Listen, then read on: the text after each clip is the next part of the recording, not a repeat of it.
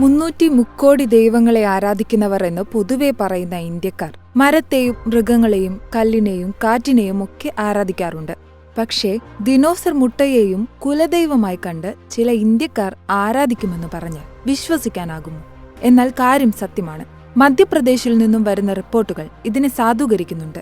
കാരണം മധ്യപ്രദേശിലെ ഒരു ഗ്രാമത്തിൽ നാട്ടുകാർ കുലദൈവമായി കണ്ട് ആരാധിച്ചു പോന്ന അവരുടെ പവിത്രമായ കല്ലുകൾ ഫോസിലൈസ് ചെയ്ത ദിനോസർ മുട്ടകളാണെന്ന് കണ്ടെത്തിയിരിക്കുന്നു.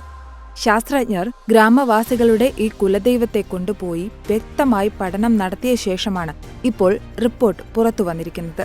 ധാർ ജില്ലയിലെ പദ്ലിയ ഗ്രാമത്തിലെ നിവാസികൾ കൃഷിക്കായി നിലമുഴുന്ന സമയത്താണ് അവർ തങ്ങളുടെ വിശുദ്ധ കല്ല് ആയി കണ്ട ഈ ദിനോസർ മുട്ട കണ്ടെടുക്കുന്നത്. അന്നു മുതലേ ഗ്രാമത്തിലുള്ളവർ ഈ മുട്ടകളെ ആരാധിക്കുവാൻ തുടങ്ങി. ബിലാൽ ബാബ എന്നാണ് അവർ തങ്ങളുടെ ദേവനെ വിശേഷിപ്പിച്ചിരുന്നത്. ഗ്രാമത്തിലുള്ളവർ ബിലാൽ ബാബയ്ക്ക് തങ്ങളുടെ വിശ്വാസം മുഴുവൻ അർപ്പിച്ചു. കൃഷി നന്നായി നടത്തുവാനും വിളവ് നേടുവാനും ബാബ സഹായിക്കുമെന്നാണ് അവർ കരുതിയിരുന്നത്. എന്നാൽ അവരുടെ ബാബ ദിനോസറിന്റെ മുട്ടയാണെന്നത് അവർ അറിഞ്ഞില്ല. കുലദൈവം തങ്ങളുടെ കൃഷിയിടങ്ങളെയും കന്നുകാലികളെയും എല്ലാ ബുദ്ധിമുട്ടുകളിൽ നിന്നും ദുരിതങ്ങളിൽ നിന്നും സംരക്ഷിക്കും. ഞങ്ങൾ ബിലാൽ ബാബയ്ക്ക് നാളികേരം അർപ്പിക്കുകയും പൂജ നടത്തുകയും ചെയ്യാറുണ്ടായിരുന്നു. മാത്രമല്ല മഴക്കാലത്ത് ഗ്രാമവാസികൾ ബാബയ്ക്ക് ആടിനെയും അർപ്പിക്കാറുണ്ടായിരുന്നു.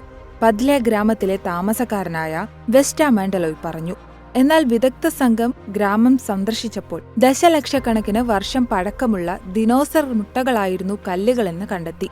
ഇവിടെ 2011 നിർമ്മിച്ച ഒരു ദിനോസർ പാർക്കുണ്ട്. എന്നാൽ ഈ പാർക്കിന് ചുറ്റുമുള്ള ഗ്രാമങ്ങളിലെ ആളുകൾ പലപ്പോഴായി ദിനോസറുകളുടെ ഫോസിലുകൾ കണ്ടെത്തുകയും അവയെ ആരാധിക്കുകയും ചെയ്യുന്നതായി തങ്ങൾക്കറിയാമെന്ന് divisional forest officer AS Solanki പറഞ്ഞു.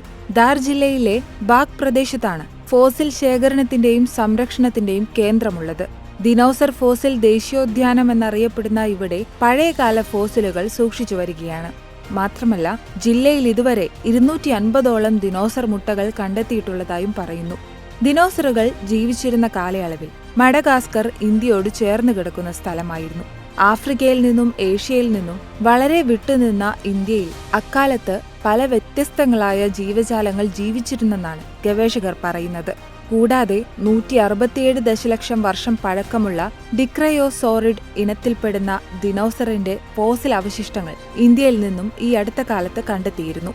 റൂർക്കിയിലുള്ള ഇന്ത്യൻ ഇൻസ്റ്റിറ്റ്യൂട്ട് ഓഫ് ടെക്നോളജിയിലെയും ജിയോളജിക്കൽ സർവേ ഓഫ് ഇന്ത്യയിലെയും ശാസ്ത്രജ്ഞരാണ് രാജസ്ഥാനിലെ പടിഞ്ഞാറൻ നഗരമായ ജയ്സൽമേറിൽ നിന്നും ചരിത്രാദികാലത്തെ ഈ ഫോസിലുകൾ പുറത്തെടുക്കുന്നത്.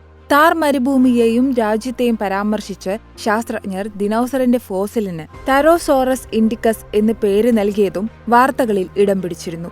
അതിനാൽ ദിനോസറുകളുടെ പരിണാമത്തിൽ നമ്മുടെ ഇന്ത്യയും ചെറുതല്ലാത്ത പങ്കുതന്നെ വഹിച്ചിട്ടുണ്ട് എന്നത് വ്യക്തമാണ്. ഇതിനിടെയാണ് മധ്യപ്രദേശിൽ ദിനോസർ മുട്ടകളെ കുലദൈവങ്ങളായി ആരാധിക്കുന്നുവെന്ന റിപ്പോർട്ടുകൾ പുറത്തുവരുന്നത്.